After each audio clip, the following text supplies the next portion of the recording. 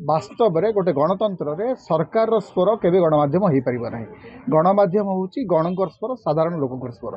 तेणु साधारण लोकंर स्वर होगाकू हेले गणमाध्यम को साधारण लोकों पाखक पहुँचा पड़ो। कॉर्पोरेट इंटरेस्ट रे केतेबेले सरकार इंटरेस्ट रे केतेबेले राजनीतिक दलर इंटरेस्ट रे केतेबेले निर्दिष्ट आइडियोलोजी इंटरेस्ट रे काम करे। किंतु मो मतरे सबुठ बड़ कथा हूँ जे गणमाध्यम लोकों गणतंत्र पाई एवं संविधान पाई काम करवा हूँ सबुठु प्राथमिक आवश्यकता।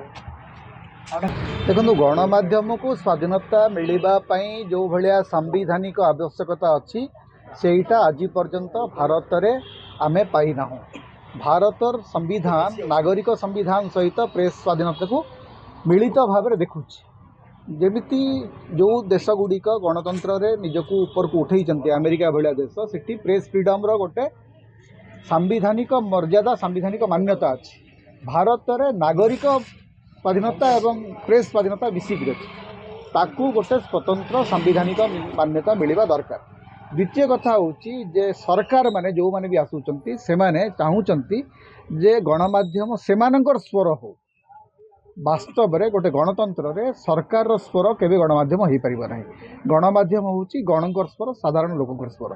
तेणु साधारण लोकंर स्वर होगाकू हेले गणमाध्यम को साधारण लोकों पाखक पहुँचा पड़ो। जो भली भाव में कॉर्पोरेट एवं सरकार क्रमशः गणमाध्यम को हाईजैक कर चली सेटा विरुद्ध रे वर्तमान स्वाधीन चेता सांबादिक माने लड़ाई करिवार समय आछि। मु भावुची आज जो विश्व गणमाध्यम स्वाधीनता दिवस रे एटा होची हमर सबुठ बड़ वार्ता हवा दरकार। आज गणमाध्यम विपरीत दिगरे काम कर। देखो गणमाध्यम सब बेले विभिन्न दिगरे काम करे।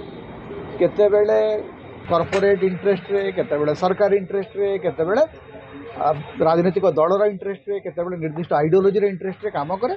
किंतु मो मतरे सबुठ बड़ कथा हूँ जे गणमाध्यम लोकों गणतंत्र पाई एवं संविधान पाई काम करवा हूँ सबुठु प्राथमिक आवश्यकता।